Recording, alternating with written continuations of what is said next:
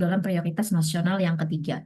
Ya, jadi prioritas nasional yang ketiga diantaranya dari 7 fokusan prioritas nasional tiga, itu 2 diantaranya itu fokus untuk sistem pelayanan kefarmasian. Ya. Nah, di sini kalau kalian lihat slide ada 7 poin ya atau 7 fokusan. Yang dimana pertama di situ kita bisa lihat, kalian baca sendiri pengendalian pendudukan, kependudukan, kemudian penguatan pelaksanaan perlindungan sosial, ketiga adalah peningkatan akses dan mutu pelayanan kesehatan, keempat yaitu adalah pemerataan pelayanan pendidikan yang berkualitas, kelima peningkatan kualitas anak dan perempuan dan pemuda, keenam yaitu adalah pengentasan kemiskinan dan yang ketujuh adalah peningkatan produktivitas dan daya saing. Nah, sistem pelayanan kesehatan maupun pelayanan kefarmasian masuk dalam poin mana? Yaitu adalah poin 3 dan poin 7. Gitu ya. Nah, poin 3 adalah meningkatkan akses dan mutu pelayanan kesehatan. Nah, kalau kita tahu poin 3 ini berarti kan ada evaluasi sebelumnya bahwa akses maupun mutu itu masih kurang sehingga perlu adanya pembangunan, perlu ditingkatkan gitu ya. Makanya dijadikan atau dimasukkan dalam fokusan pembangunan. Serta poin 7 yaitu peningkatan produktivitas dan daya saing. Nah, kalau kita bicara tentang peningkatan produktivitas dan daya saing, itu siapa objeknya? Yaitu adalah tenaga kesehatan. Ya, tenaga kesehatan termasuk farmasis. Gitu. Jadi, kalau ada fokus pembangunan 2 poin ini, berarti kan ada yang something, sesuatu yang kurang, gitu ya. Nah, kalau kita lihat poin 7, berarti kita bicara tentang diri kita dulu deh ya. In the future, kalian akan menjadi farmasis, gitu. Entah itu tenaga teknik kefarmasian atau menjadi apoteker, gitu ya. Tapi toh sama-sama kita sebut dengan farmasis. Orang yang bertanggung jawab di dunia farmasi. Nah, jadi kalau ada fokusan pembangunan disuruh dibangun, ditingkatkan, berarti kan yang sebelumnya itu tuh masih kurang produktivitasnya, kemudian daya saingnya, kualitasnya gitu ya, dari SDM itu sendiri. Sehingga memang perlu ditingkatkan lagi gitu ya, SDM-nya baik juga dalam segi programnya. Jadi poin 3 ini adalah program pelayanannya gitu ya, maupun fasilitasnya.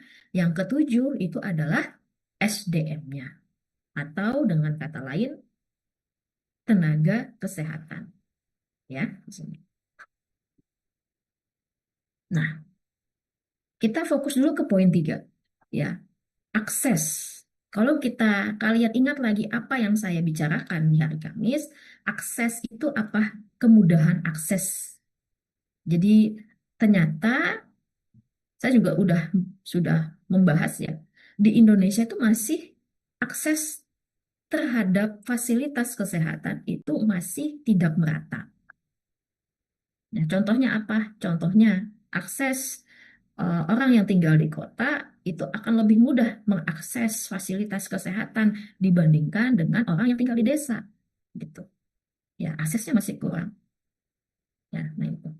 Dan dan akses, kita bicara lagi fokusannya tentang kefarmasian.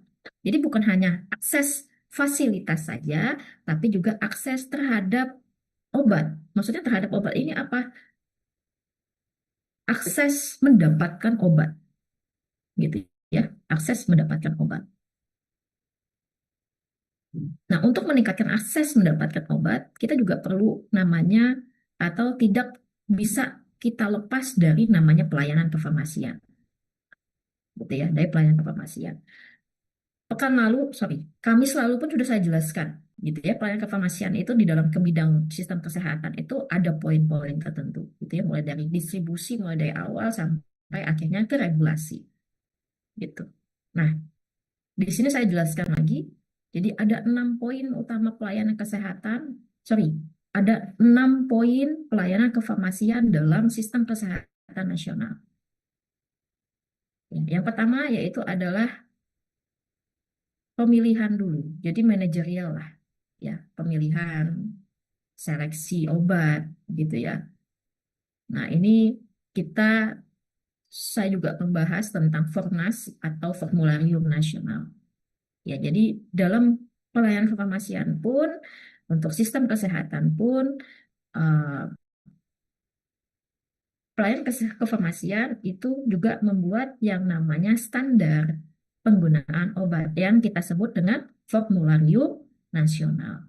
Nah, Formularium Nasional ini digunakan dalam atau digunakan di fasilitas kesehatan dasar, ya, baik itu di puskesmas, di klinik yang di bawah naungan dinas kesehatan, maupun juga rumah sakit gitu ya, klinik dan lain-lain. Nah, itu adalah Fornas ini harus digunakan, ya. Nah, ini dia masuk dalam pemilihan dan seleksi.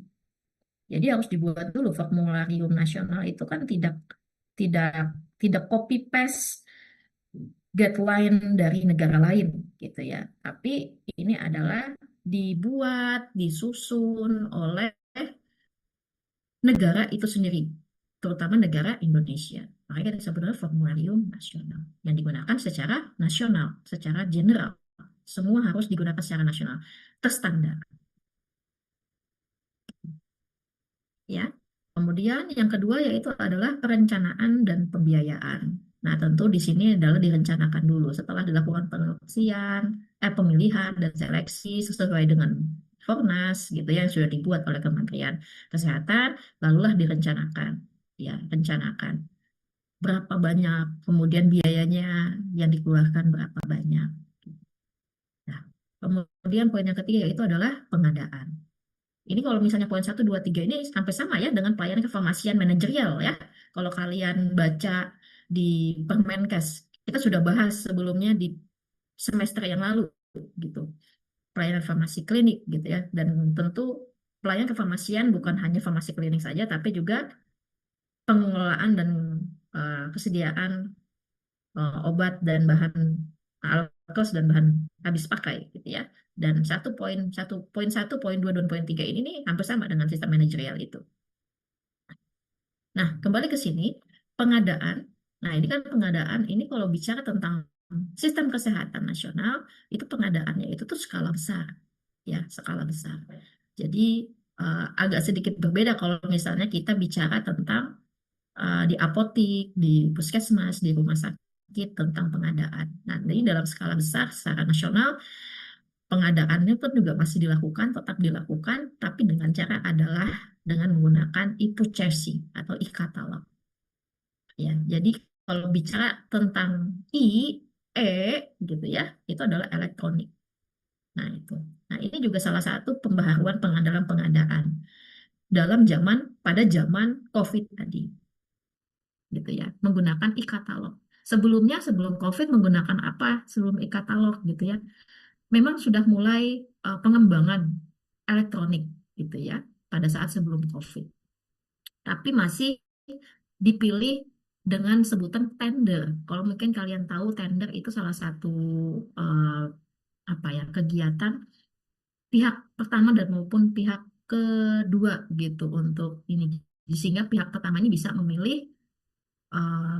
memilih perusahaan-perusahaan obat mana yang bisa dijadikan kolega gitu ya, bisa diambil di situ. Nah, itu kita di situ sebutannya adalah tender, ya.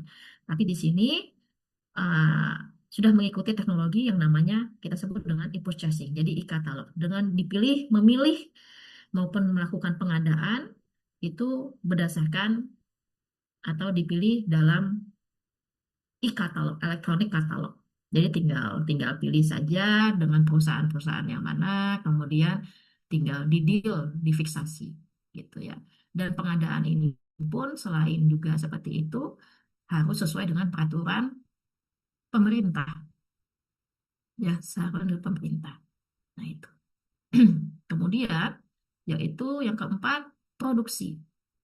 Nah, produksi pun kita bisa memproduksi. Jadi misalnya nih, contoh, bukan contoh ya, kita punya industri obat yang di bawah naungan pemerintah.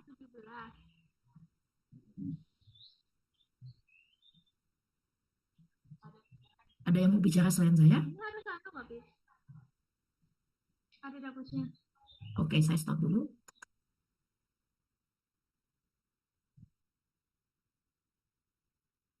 Boleh saya lanjut? Oke, saya lanjut ya. Ada yang mau menggantikan saya? Nggak ada? Oke, saya lanjut.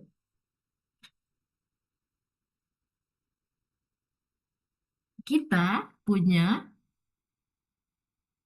industri obat di bawah naungan pemerintah, atau kita sebut dengan BUMN, gitu ya. Salah satunya adalah industri kimia farma. Nah, itu di bawah naungan BUMN. Nah, beberapa obat diproduksi oleh kimia farma untuk pelaksanaan sistem kesehatan nasional. Ya, kita tahu eh, kimia farma itu bukan hanya sekedar memproduksi obat, tapi juga menjual obat. Dia punya apotik, dia punya PBF, gitu ya. Dan apotiknya pun beredar di seluruh Indonesia. Ya, tapi dia punya anakan-anakan lagi, industri-industri anakan, yang di mana industri anakan itu memproduksi obat yang bisa di yang bisa digunakan di sistem kesehatan nasional. Kita tahu ya, sistem kesehatan nasional ini kan lebih banyaknya free, gratis, ya, gratis. Tentu pemerintah pun mempunyai eh, sistem gitu ya, atau mempunyai ide dan mempunyai persyaratan bahwa tentu untuk menekan pembiayaan lebih baiknya adalah memproduksi obat itu sendiri. Nah, selama kita negara Indonesia punya industri obat yang bisa memproduksi obat itu sendiri, tentunya akan menghemat biaya, kita menghemat anggaran. Nah, itu. Jadi produksi ini untuk pertama adalah untuk kesediaan obat ya tanpa meninggalkan persyaratan standar CPOB gitu ya. Dan tentunya juga kesediaan bahan baku gitu. Kalau tidak ada bahan baku, tentu juga tidak bisa menggunakan atau tidak bisa membuat obat. Nah, itu. Kemudian yang lanjut yaitu adalah distribusi. Distribusi ini adalah obat yang sudah diproduksi, kemudian bagaimana penyalurannya gitu ya. Nah, distribusi namanya kita bicara tentang sistem kesehatan nasional, tadi kita adanya di puskesmas gitu ya, dasar. Nah, distribusi puskesmas bagaimana? Kita udah bahas ya di puskesmas kemarin. Jadi mengingat lagi, kalian harus ingat lagi. Nah, puskesmas, bagaimana dia puskesmas itu mendapatkan obat? Ada yang tahu? Ada yang bisa coba jelaskan ke saya atau sharing ke saya bagaimana puskesmas itu mendapatkan obat? Silakan, open mic.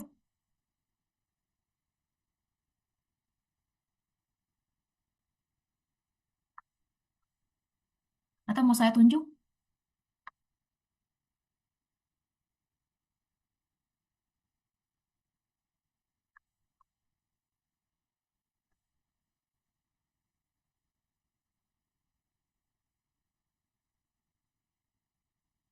Silakan open mic.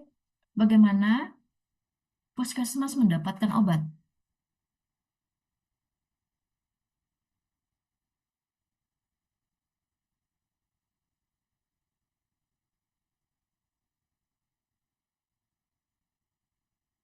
Mila, Mila Kansia.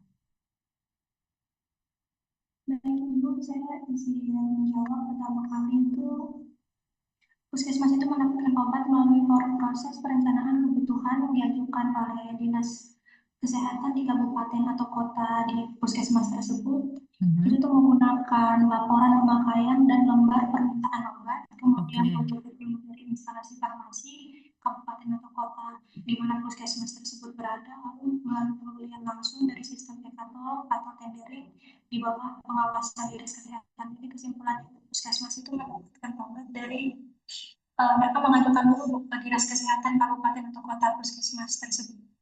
Mhm. Oke, ya betul ya. Jadi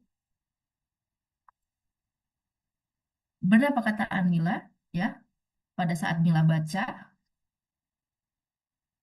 Jadi puskesmas itu dia akan memberikan lembar pertama adalah kita sebut dengan LPLPO. Kalau kalian lihat baca silakan baca di slide ada LPLPO. LPLPO itu adalah laporan pemakaian dan lembar permintaan obat. Makanya kita sebut dengan LPLPO sesuai dengan Mila baca tadi, gitu ya. Jadi puskesmas akan membawa LPLPO ke Dinas Kesehatan Kota ataupun Dinas Kesehatan Provinsi. Biasanya kota, gitu ya. Kota maupun kabupaten. Datang ke Dinas Kesehatan. Nah, jadi puskesmas dia tidak bedanya puskesmas dengan apotik. Puskesmas tidak membeli langsung ke PBF, melainkan dia hanya meminta ke Dinas Kesehatan, kota maupun kabupaten. Kota maupun, ya, kabupaten ya. Nah, kota maupun kabupaten. Dia akan meminta obat tersebut, kemudian nanti instalasi farmasi atau kita sebut dengan, bisa juga disebut dengan gudang kefarmasian yang ada di Dinas Kesehatan, dia akan memberikan kebutuhan yang diperlukan oleh puskesmas tadi. Karena setiap puskesmas kan berbeda-beda ya keperluan dan kebutuhan obat gitu. Jadi setiap puskesmas itu akan datang dengan sesuaikan ini. Tapi dia harus juga bukan hanya meminta saja, tapi juga dia melaporkan dulu gitu. Ya, pelaporan dulu. Ini kita sebut dengan LPLPO. Ya, LPLPO. Kalian harus paham ini karena nanti kalau kalian lanjut apoteker, lanjut pendidikan apoteker, kalian akan PKPA di puskesmas dan kalian kalau nggak tahu apa-apa, wah bikin malu jadinya gitu ya. Jadi ini, nah, membawa LPLPO gitu ya ke dinas kesehatan ataupun juga mengisi e-katalog yang disediakan. Tapi bukan e-katalog ini ya, e-katalog dia beli gitu. Yang beli tugasnya adalah dinas kesehatan kota maupun kabupaten untuk melakukan pengadaan e-purchasing e-katalog ini. Ya. Nah, puskesmas itu cuma biasanya mengklik saja e-katalog yang dia perlukan, sambil juga setelah itu dia harus mengirimkan LPLPO-nya mereka, gitu ya. Nah, LPLPO-nya mereka. Nah, itulah alur distribusi puskesmas untuk mendapatkan obat. Nah, tentu juga distribusi di puskesmas pun juga sesuai dengan standar distribusi obat yang baik, kemudian standar penyimpanan obat, kemudian juga harus mengisi monitoring dan evaluasi katalog gitu ya secara elektronik dan sistem logistik terintegrasi. Jadi nggak ada tuh kalau misalnya eh, pakai pengiriman logistiknya pakai JNE kah atau pakai badan swasta lainnya nggak ada. Dia punya sendiri, terintegrasi gitu ya antara dinas kesehatan kota, dinas kesehatan kota maupun kabupaten ke puskesmas. Nah, kemudian setelah distribusi, tentu selanjutnya adalah penggunaan, ya, penggunaan obat. Nah, dalam penggunaan obat tentu sistemnya atau penggeraknya atau kita harus melakukan namanya pelayanan kefarmasian. Nah, ini penggerakannya jadinya pelayanan kefarmasian. Pelayanan farmasi klinik di mana? Di poin 6. Gitu ya. Nah, pelayanan kefarmasian tentu sesuai dengan standar kefarmasian yang ditetapkan oleh pemerintah, gitu ya, peraturan Kementerian Kesehatan. Kementerian Kesehatan sudah memberikan peraturan bagaimana standar pelayanan kefarmasian di tempat-tempat khusus, gitu ya. Beda beda tempat, beda standar kefarmasian. Kalian baca lagi Permenkes nomor berapa? 72, 73, 74 gitu ya. Dan Permenkes nomor 31 2021 untuk klinik. Dan di situ kalian baca. Jadi setiap fasilitas ya beda pelayanan kefarmasiannya. Gitu ya. Nah, oke. Jadi selain juga pelayanan kefarmasian tadi sesuai dengan standar yang ditetapkan, kita juga bisa melakukan analisa farmakoekonomi. Nah, analisa ini outputnya adalah untuk menilai eh, atau mengevaluasi pembiayaan atau rencana biaya yang dikeluarkan dan lain-lain. Makanya juga dapat dilakukan analisa farmakoekonomi. Makanya ada penelitian farmakoekonomi gitu ya, farmakoekonomi. Nah, tuh. Jadi ini 6 poin pokok dalam pelayanan kefarmasian pada sistem kesehatan nasional. Nah, sehingga untuk meningkatkan akses maupun mutu dan sumber daya tenaga kesehatan, maka sistem kesehatan sistem kesehatan nasional melakukan transformasi, melakukan transformasi supaya outcome RPJMN tadi di bidang kesehatan itu terpenuhi. Ya. Nah, transformasi yang dilakukan oleh Kementerian Kesehatan ini ada 6 pilar yang transformasinya. Tentunya tidak lepas dulu dari untuk visi misinya, gitu ya.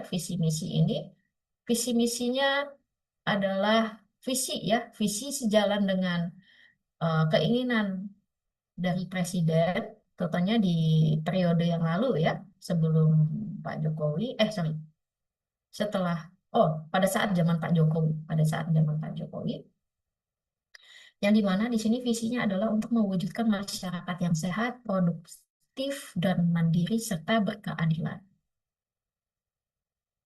Makalah dibuat program yang dimana outcome yang diinginkan itu ada 5 outcome yang diinginkan. Yang pertama adalah meningkatkan kesehatan ibu dan anak dan keluarga berencana serta kesehatan reproduksi, kemudian mempercepat perbaikan gizi masyarakat, memperbaiki pengendalian penyakit, kemudian gerakan masyarakat hidup sehat, Germas, ya. Kalian pasti pernah dengar nih Germas ini, bahkan sampai sekarang pun ada gitu ya. Kemudian memperkuat sistem kesehatan dan pengendalian obat serta makanan. Nah, outcome yang kita inginkan ini, pemerintah ini itu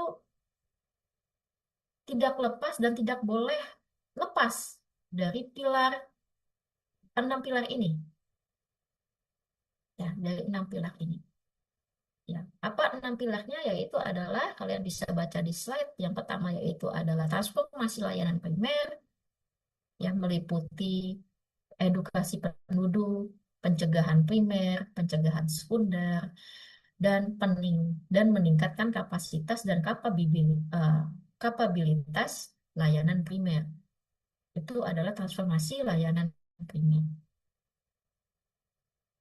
Ya. Nah, edukasi penduduk gimana? Edukasi penduduk itu adalah penyuluhan atau kampanye tentang apa? Tentang kesehatan. Nah, edukasi penduduk di sini ada 7 kampanye utama yang dilakukan oleh pemerintah, yang digalakkan oleh pemerintah untuk meningkatkan atau transformasi ini. Ya, 7 kampanye apa? Yaitu ada imunisasi, gizi seimbang, olahraga, anti rokok, sanitasi dan kebersihan lingkungan, screening penyakit dan kepatuhan penggunaan obat. Nah, itu untuk edukasi penduduk. Kemudian pencegahan primer, bagaimana? Pencegahan primer tentunya adalah imunisasi, ya, imunisasi. Sekarang imunisasi itu lebih banyak dibandingkan yang dulu. Kalau kalian ingat, mungkin kalian imunisasi cuma 7, tapi sekarang adalah 14 kali karena ada antigen. Penambahan rutin gitu ya, ada penambahan 14 antigen dan perluasan cakupan di seluruh Indonesia. Bahkan imunisasi itu gratis gitu ya, dibagi untuk dari pemerintah. Tinggal masyarakatnya aja lagi mau nggak anaknya diimunisasi gitu ya. Anaknya ini, karena tujuan imunisasi adalah pencegahan penyakit sejak dini, sejak masih kecil. Nah, kemudian pencegahan sekunder. Nah, pencegahan sekunder ini maksudnya di sini adalah melakukan screening 14 penyakit.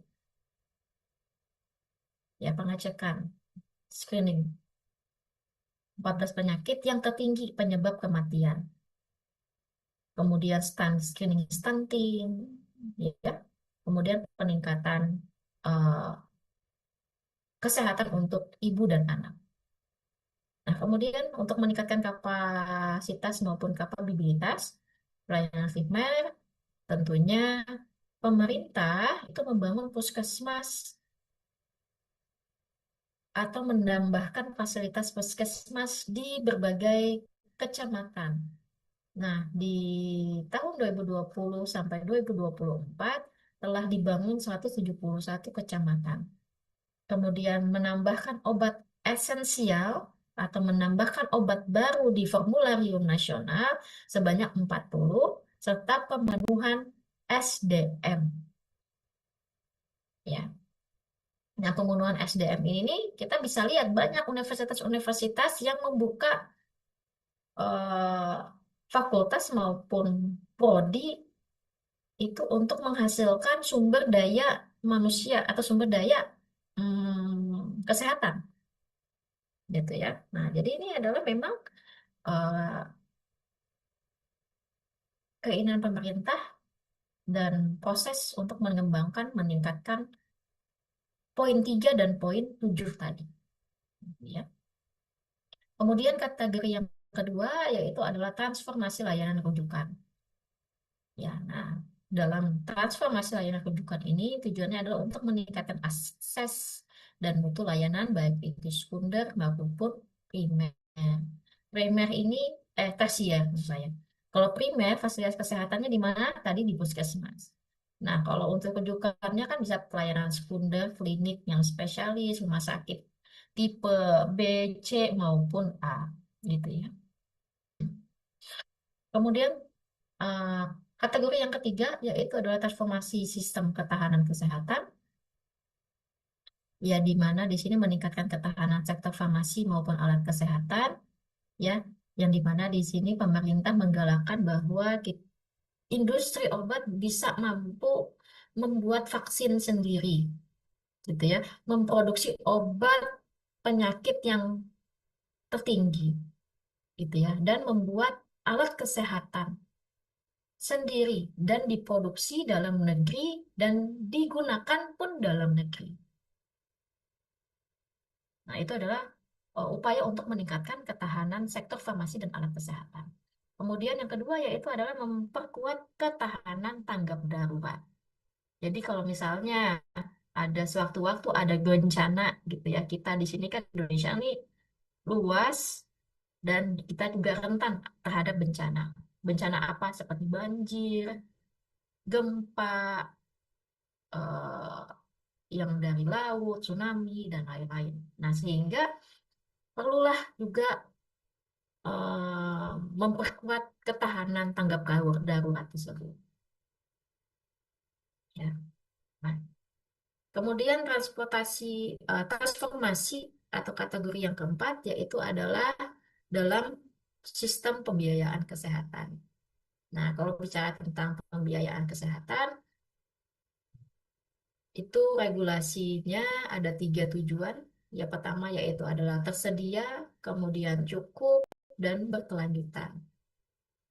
Kemudian alokasi yang adil, serta pemanfaatan yang efektif dan efisien. Nah, makanya pembiayaan kesehatan baik sistem dasar, ya, kita melakukan mendapatkan pelayanan kesehatan di fasilitas dasar itu gratis, gitu ya. Kemudian kita juga bisa untuk mendapatkan fasilitas kesehatan di fasilitas layanan sekunder maupun tersier, kita bisa menggunakan yang namanya BPJS, gitu ya. Itu pun juga kan pasti masuk dalam sistem kesehatan nasional. Meskipun nanti BPJS itu masuk dalam bagian dari asuransi karena kita bayar tiap bulan, gitu. Ya, tapi kalau orang-orang yang tidak mampu bisa masuk dalam JKN. Nah, JKN ini bisa mendapatkan fasilitas di layanan sekunder maupun tersier tanpa harus membayar. Nah, itu. Jadi di poin 4. Kemudian di kategori yang kelima yaitu adalah transformasi sumber daya kesehatan. Di mana di sini pemerintah menyusung universitas itu menambah kuota, membuka fakultas untuk tenaga kesehatan gitu ya, memberikan beasiswa baik dalam maupun luar negeri tujuannya untuk apa? Tujuannya adalah untuk meningkatkan mutu kualitas SDM-nya, ya. Dan terakhir, kategori terakhir itu adalah transformasi di teknologi kesehatan. Jadi sesuaikan dengan teknologi yang ada, pembaruan teknologi, pengembangan dan pemanfaatan teknologi, kemudian digitalisasi, serta bioteknologi di sektor kesehatan. Nah, jadi 6 kategori utama transformasi ini itu diharapkan men, diharapkan untuk mendapatkan outcome yang diinginkan, ya sesuai dengan RPJMN. Nah, seperti itu.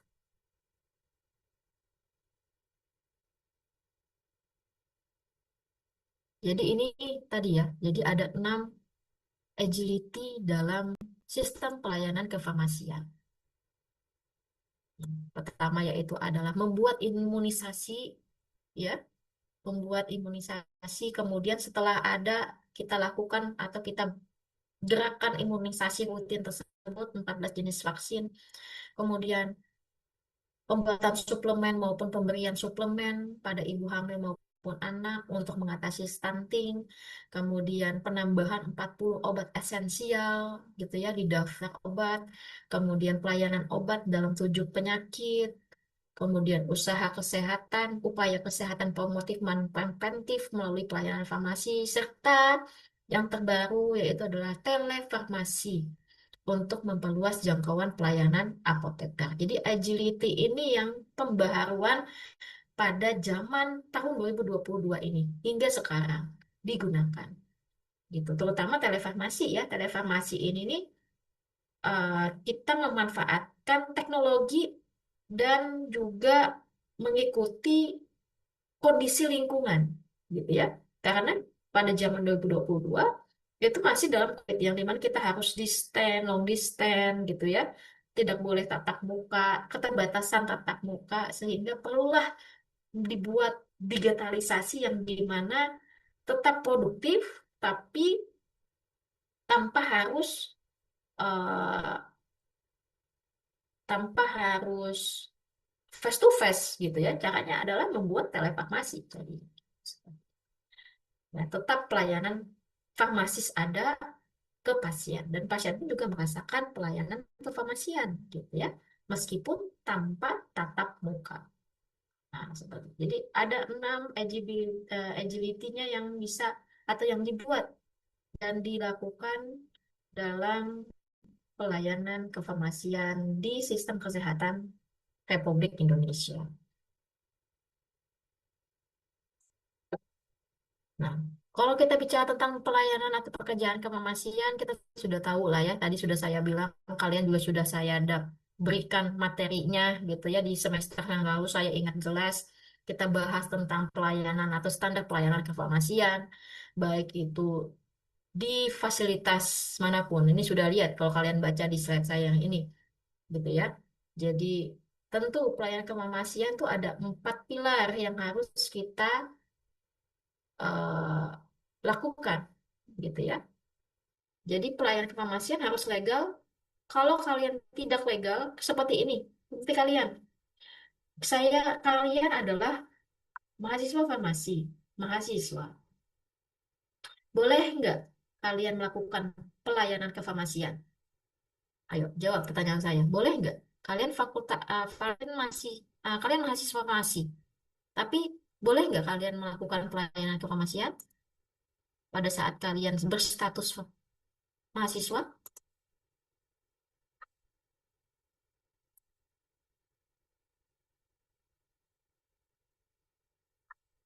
Boleh atau tidak?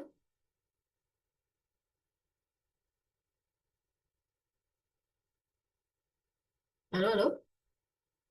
Belum bisa sih, Bu. Belum bisa. Iya, belum bisa. Ya, belum diseratakan legal gitu. Meskipun kalian udah, oh, apa ya, calon gitu ya, calon. Tapi belum bisa, belum dikatakan legal, ya, belum dikatakan legal. Kalian belum bisa melakukan pelayanan kefarmasian. even kalian KKN atau bagaimana gitu ya. Mungkin bisa dipraktekkan, praktek 1-2 kali. Kalau misalnya kalian, saya nggak tahu kalian praktek kerja lapangan pernah di puskesmas atau di apotek, dan itu juga dalam pengawasan. Tapi kalau kalian misalnya, Bu, saya punya apotek, Bu, saya pernah ngebantuin ngebantuin keluarga misalnya gitu ya di apotek, saya melakukan pelayanan kefarmasian gitu ya, melayani resep dan lain-lain. Tapi itu ilegal, itu tidak boleh gitu ya. Tapi kalau kita bicara legal dan ilegal, itu ilegal gitu. Sekali lagi kalian masih belum bisa atau belum bisa, belum boleh. Kalian dikatakan ilegal kalau melakukan pelayanan kefarmasian itu. Ya. Nah, itu pilar yang pertama, harus legal. Legal dulu. Kalian harus legalnya bagaimana? Kalian harus punya sertifikat, ya, sertifikasi apoteker maupun sertifikasi tenaga teknik kefarmasian yang sesuai dengan kemen itu yang dikeluarkan oleh Kementerian Kesehatan. Nah, itu yang menyatakan legal. Ya, kemudian yang kedua itu adalah ada etika profesi. Sesuai dengan etika profesinya, gitu ya. Kalian nanti bakalan disumpah kalau menjadi tenaga teknik kefarmasian maupun menjadi apoteker, kalian akan disumpah. Disumpah dalam arti di sini disumpah bukan disumpahin orang ya, tapi disumpah atas nama Tuhan. Kalian harus menjalankan etika sesuai dengan etika profesi karena kesehatan di sini itu benar-benar ini. Tapi bukan hanya farmasi saja, tenaga kesehatan tuh harus disumpah. Ya, jadi memang harus seperti itu tuh etikanya. Kemudian yaitu adalah memiliki SOP. SOP standar prosedur ya. Standar operasional prosedur atau Indonesianya adalah standar prosedur operasional. Ya, memiliki SOP, memiliki alur yang jelas tentang pelayanan kefarmasian. Kita nggak boleh sembarangan. Jadi harus ada SOP-nya. Dan yang terakhir, yang terakhir adalah terstandar. Standar nasional. Jadi semua itu sama. Nggak ada pelayanan kefarmasian itu beda-beda di rumah sakit A, di rumah sakit B, beda. Nggak ada. Jadi disamakan, disesuaikan dengan standar.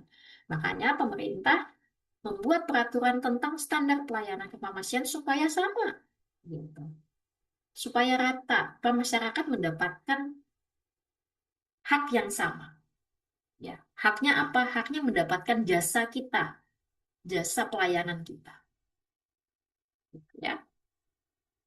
Nah, tentang pelayanan kefarmasian, tentunya adalah pelayanan berupa langsung, gitu, langsung kepada pasien, bertanggung jawab kepada pasien, berkaitan dengan sediaan farmasi, kemudian pekerjaannya sesuai dengan untuk mencapai hasil yang pasti, dan tujuannya tentu meningkatkan mutu kehidupan pasien. Makanya pelayanan kefarmasian ini orientasinya kemana? Ke pasien dan pasien safety. Pasien itu sendiri maupun keamanan pasien itu. Ya, makanya dilakukanlah pelayanan kefarmasian ini. Tujuannya buat apa ya? Untuk pasien itu sendiri. Ya, jadi dalam meng- apa ya? Dalam membangun atau menjalankan pelayanan kefarmasian ada dua fokusan utama, yaitu adalah sumber dayanya, sumber daya kefarmasiannya, dan standar prosedur operasionalnya. Kalau sumber dayanya ada, tapi tidak bermutu, kurang mutunya, bisa nggak pengelolaan sediaan pelayanan farmasi klinik, public health ini itu dilakukan? Nggak bisa tentu, gitu ya, nggak bisa tentu. Makanya di slide ini digambarkan bahwa dua penopang ini itu untuk mempertahankan tiga yang di atas ini, 3 poin di atas.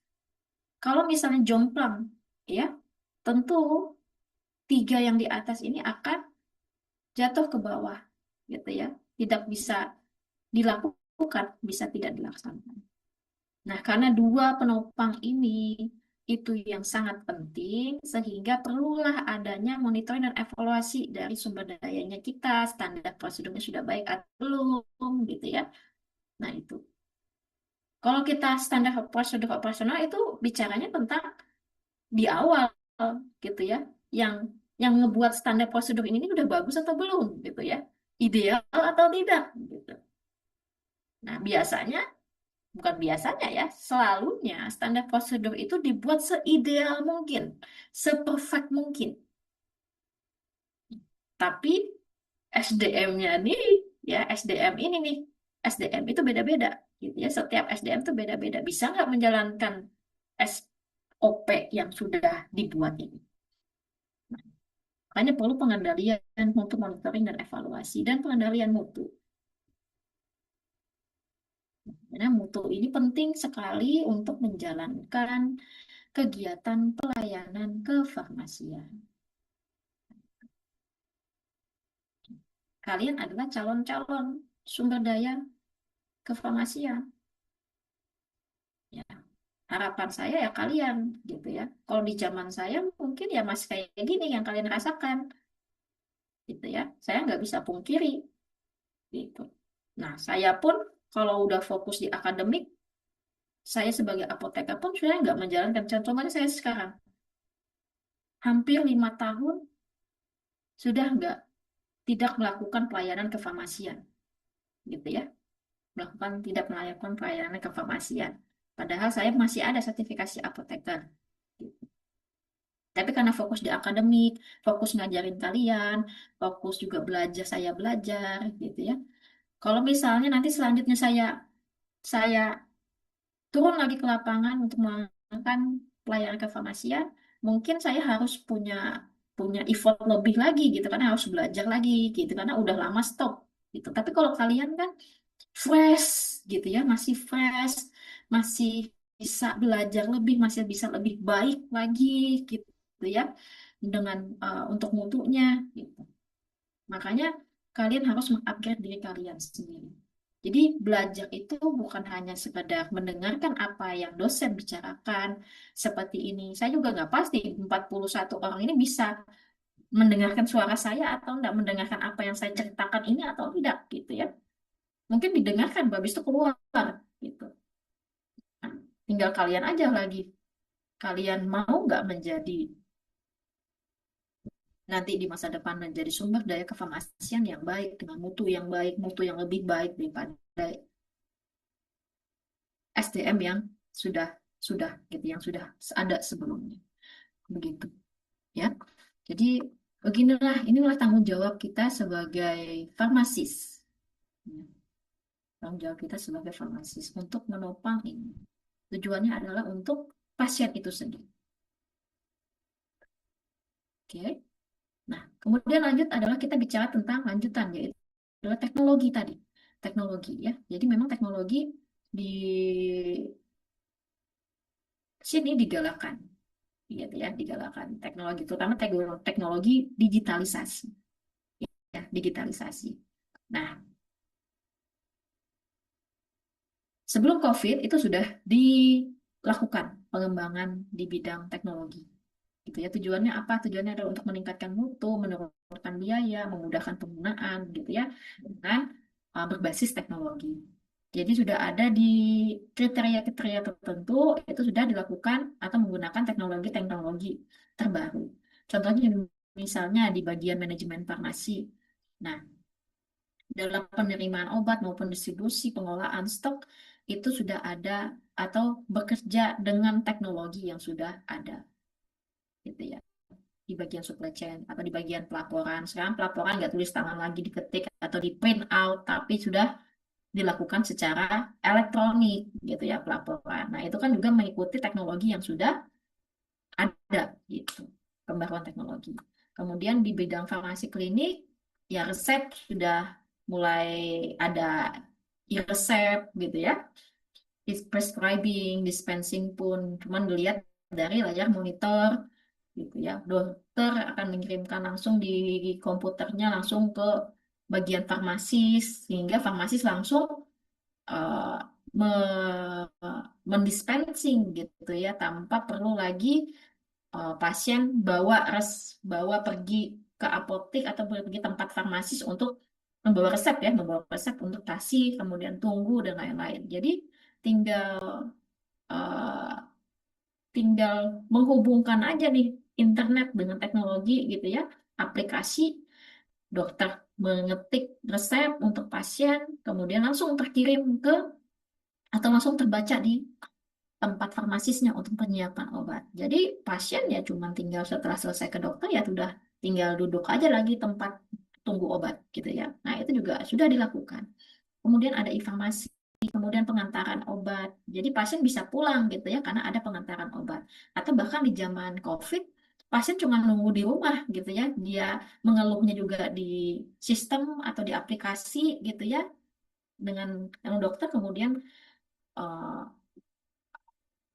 diresepkan kemudian dapat obat, atau misalnya sakitnya sakit biasa, jadi pasien cuma di rumah, kemudian sakitnya apa, gejalanya apa, tinggal dimasukin nih di aplikasi, udah diantar gitu ya, diantar, di bayarnya pun bayar elektronik, kemudian diantar langsung ke rumah, jadi tanpa perlu pasiennya datang pergi ke luar gitu ya. Dan pelayanan obat pun, informasi obat pun sudah bersifat online. Jadi mudah nih kan pasien itu mendapatkan informasi obat karena teknologi ini, pembaruan teknologi. Oke, dan sebentar ya, 5 menit ya.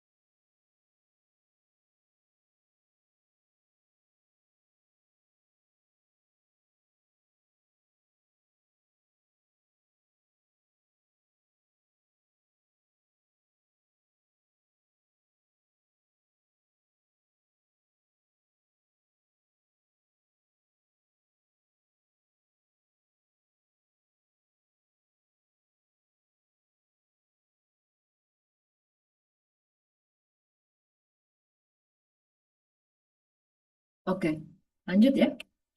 Nah, tadi kalau saya jelaskan tadi ada informasi ya, pembaruan juga informasi.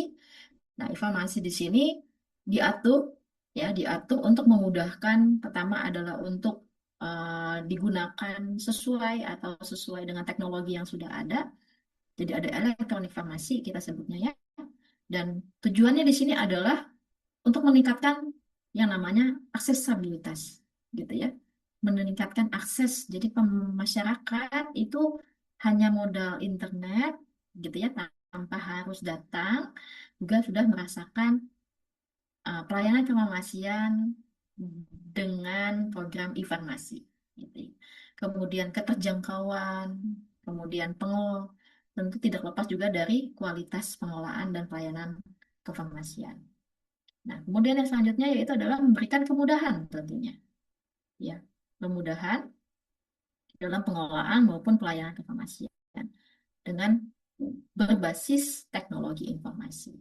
Jadi ada aplikasi tertentu yang dilakukan atau yang digunakan di dalam di dalam apa ya, di dalam apotek itu sendiri, mau bukan di apotek ya, di dalam farmasi itu sendiri, ya instalasi farmasi itu sendiri, dan juga ada aplikasi lainnya yang untuk pasien dan farmasis itu sendiri. Jadi pelayanan terhadap pasien. Dan e-farmasi ini tentu legal gitu ya, dan adanya kepastian hukum. Jadi di bawah naungan hukum lah, meskipun secara elektronik, dan memberikan pilihan secara objektif kepada masyarakat untuk mendapatkan informasi pelayanan kefarmasian secara elektronik.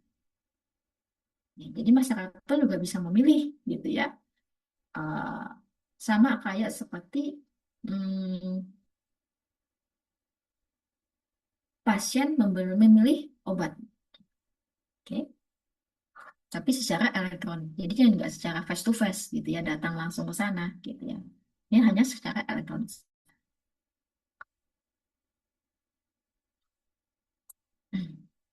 Nah, contohnya seperti ini. Ini adalah penyelenggaraan sistem elektronik farmasi di puskesmas, ya, di puskesmas.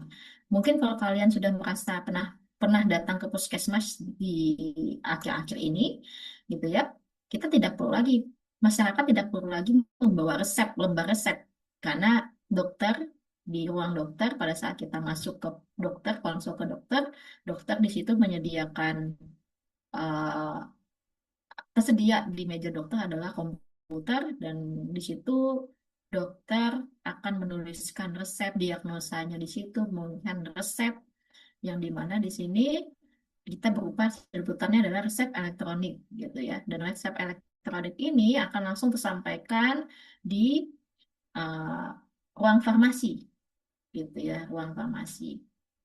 Nah, sehingga pasien ini itu tidak membawa lagi kertas resep. Atau masyarakat pun bisa datang langsung ke farmasi untuk apa? Untuk mendapatkan pelayanan swamedikasi, gitu ya, tanpa harus mendapatkan resep.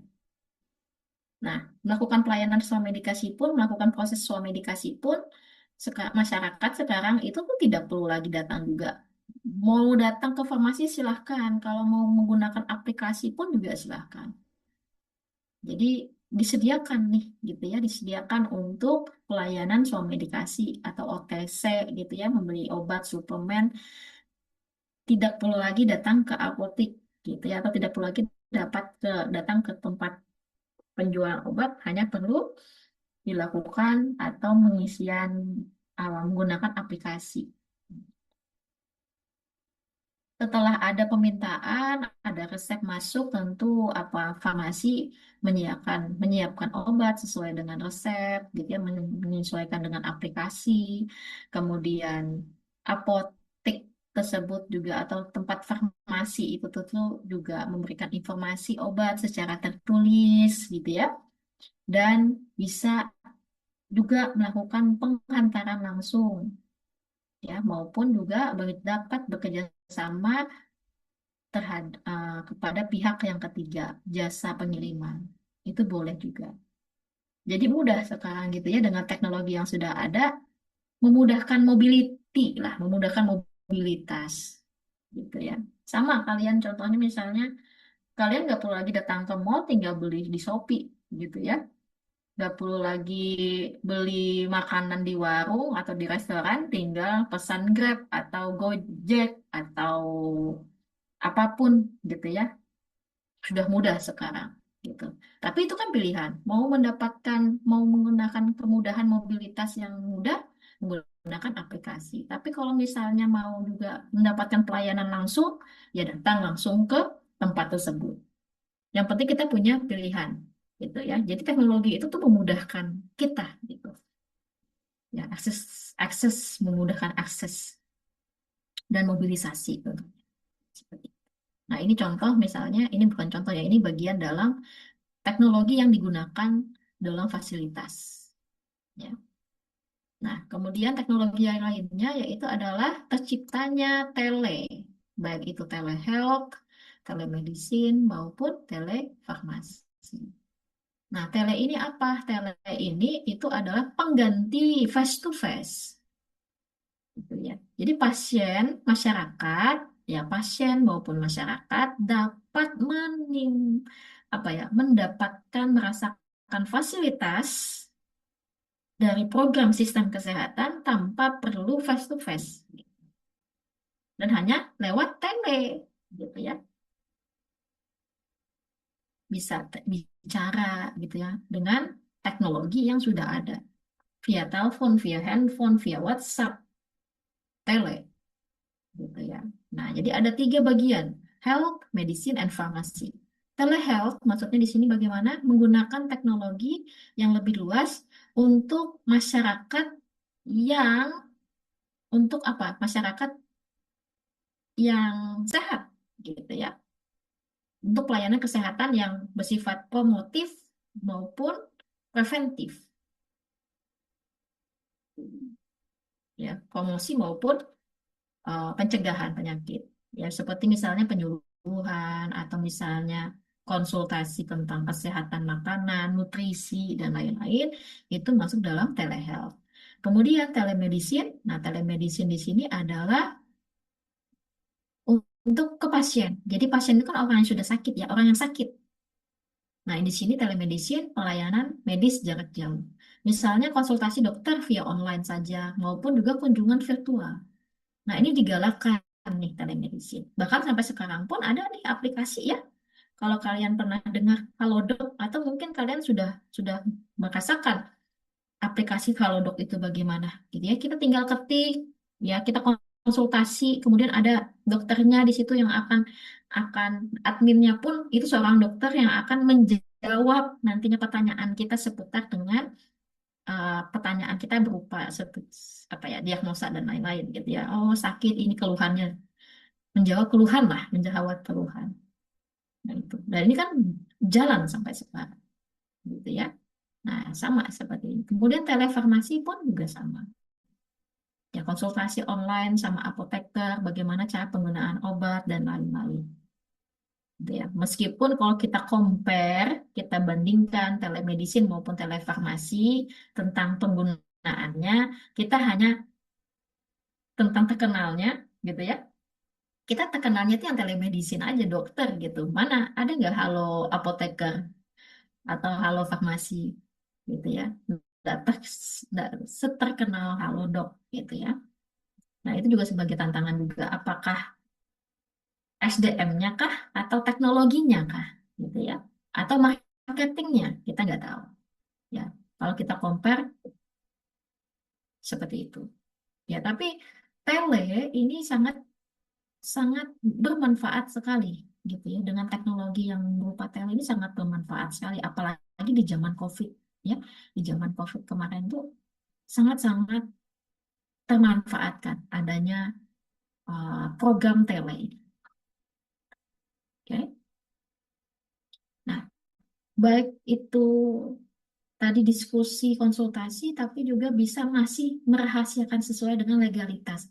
Digital, catatan rekam mediknya ada, dan masih juga rekam rahasia kedokteran pun, data pasien pun sangat bersifat pribadi. Jadi memang memang sesuaikan dengan peraturan perundang-undangan meskipun dia tele gitu ya, meskipun dia elektronik dan lain-lain. Jadi bersifat eh,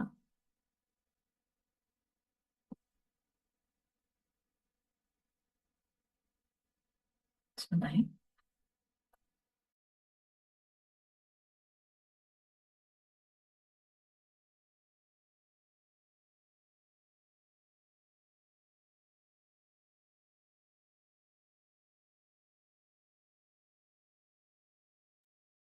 Oke.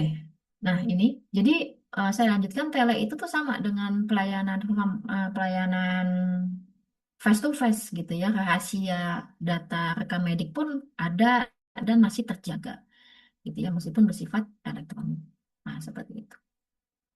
Nah, kalau telefarmasi bagaimana? Telefarmasi ini ya tadi kita bisa melakukan telefarmasi, pertama adalah pengkajian obat, resep, kemudian pemantauan terapi obat atau medication therapy management, konseling ke pasien, konsultasi pasien maupun pelayanan, konsultasi pasien kepada apoteker, pelayanan informasi obat, rekomendasi pemantauan terapi, dan manajemen pengobatan penyakit kronis itu bisa dilakukan di telefarmasi.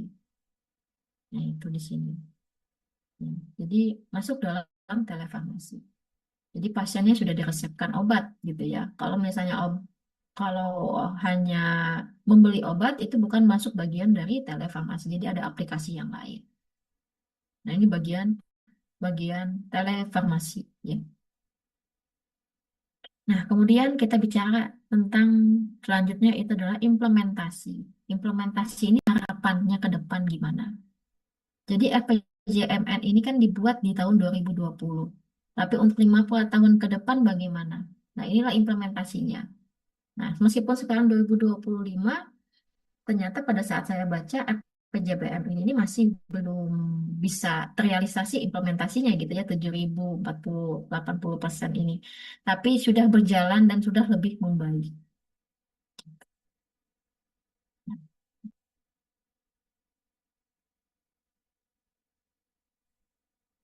Nah, ini adalah definisi operasional fasilitas pelayanan kesehatan dalam melaksanakan pelayanan kefarmasian yang sesuai standar. Jadi, dalam pelaksanaan kefarmasian sesuai standar harus adanya SOP tadi yang saya bilang ya. Jelasnya SOP, bagaimana SOP pengelolaan obat, pengkajian dan pelayanan resep, konseling, maupun juga pelayanan informasi obat.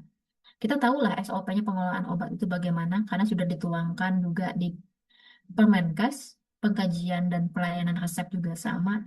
Tapi yang paling di sini adalah yang banyak orang salah, termasuk SDM-nya, farmasi, itu membedakan pelayanan informasi obat dengan pemberian informasi obat. Apalagi kalian, mahasiswa. Mahasiswa itu pasti terputar-putar. Saya pernah, jadi saya selalu bertanya dengan mahasiswa saya, terutama mahasiswa apoteker, saya bilang, singkatan kepanjangan dari PIO apa? Mahasiswa akan selalu bilang adalah pemberian informasi obat. Padahal PIO itu adalah pelayanan informasi obat.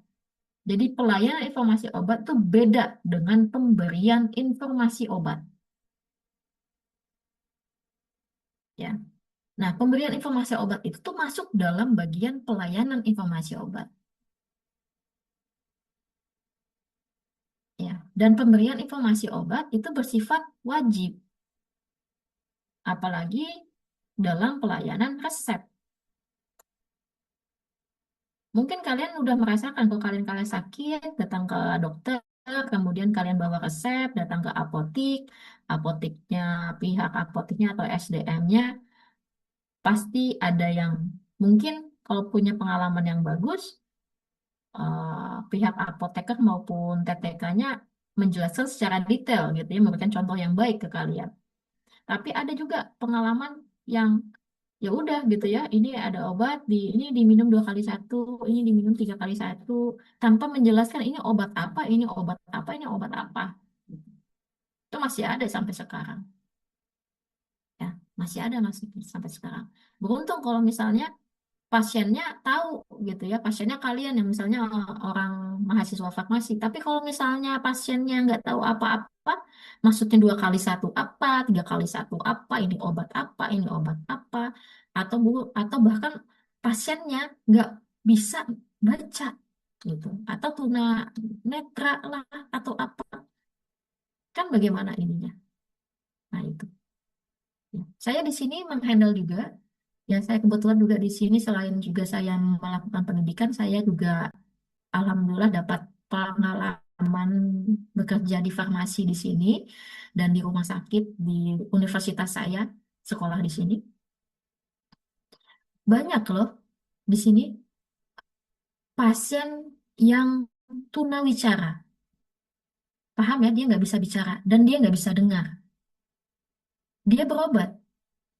Dan bagusnya di sini, ya, farmasisnya, apotekernya itu bisa menggunakan bahasa apa? Bahasa bahasa istilah gitu ya, yang bisa dipahami oleh pasien bisu dan pasien tidak bisa mendengar. Dan saya cek tuh, saya ini kenapa banyak semua rata-rata semua farmasis rata-rata maupun dokter di sini pun dia bisa. Dan ternyata saya usut ternyata ada kurikulumnya, namanya masuk dalam kurikulum. Jadi ada mata kuliahnya. Jadi mahasiswa sebelum sebelum menjadi profesi sudah menguasai yang namanya bahasa istilah itu.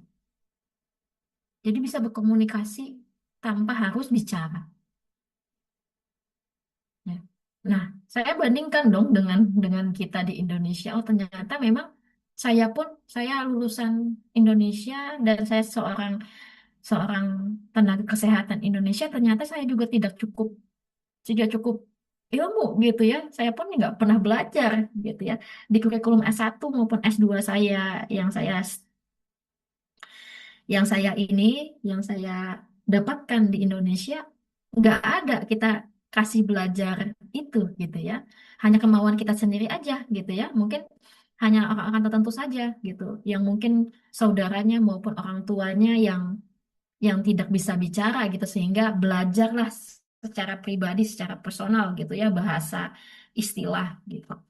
Tapi di sini itu masuk dalam kurikulum wajib. Ya, jadi kayak, oh oke ya, saya bilang, oh bedanya seperti ini ya negara maju dengan negara yang ini. Mungkin, oh ini begini ya negara yang memang cuma 30 juta penduduk gitu ya dibandingkan dengan Indonesia yang 300 juta penduduk lebih gitu ya. Oh ternyata kualitinya seperti ini gitu. Saya bisa membandingkan jadi. Nah, kembali ke sini ya, itu cuma intermezzo saja ternyata ada perbedaan yang signifikan. Kembali ke sini, tentu tadi pelayanan informasi obat maupun pemberian informasi obat itu berbeda. Meskipun pemberian informasi obat itu adalah masuk dalam pelayanan informasi obat. Kalian harus tahu ya, kalian belajar apa bedanya pelayanan informasi obat maupun pemberian informasi obat. Nah, ini yang paling salah dimengerti. Ya, jadi persepsi mahasiswa farmasi aja persepsinya kadang salah. Apa itu PIO dan apa itu pemberian informasi obat. Nah, ini tugas kalian. Jadi saya samakan aja, ini tugas kalian, ini saya samakan dengan kelas yang lain, kelas B. Jadi tugasnya di sini adalah coba analisa apa perbedaan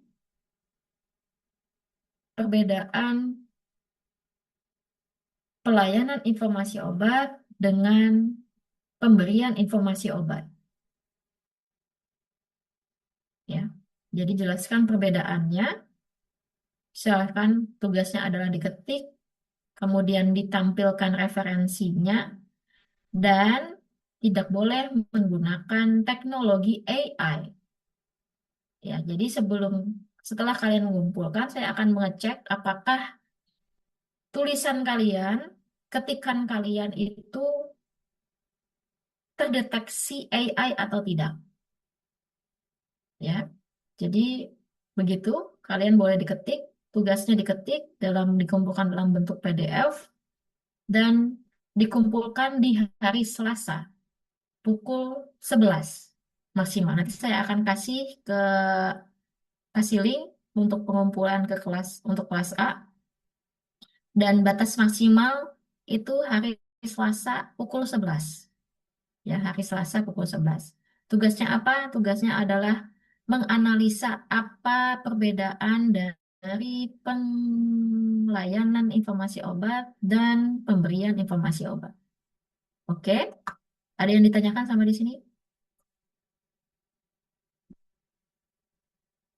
Ada pertanyaan? Sudah cukup jelas? Jelas, Bu. Jelas ya? Oke. Nanti silahkan dicari. Sekali lagi saya bilang, tugasnya tidak boleh menggunakan AI. Kalian harus menganalisa sendiri dengan bahasa kalian sendiri. Oke, sekarang udah canggih, teknologi juga udah canggih, ya. Dan kalian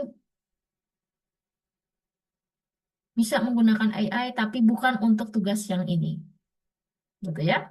Oke, ada pertanyaan? Tidak ada? Kalau tidak ada, saya cukupkan saja. Terima kasih banyak. Happy weekend. Saya akhiri. Wassalamualaikum warahmatullahi wabarakatuh. Selamat siang semuanya. Waalaikumsalam warahmatullahi wabarakatuh. Terima kasih, Bu. Terima kasih, Bu. Hmm.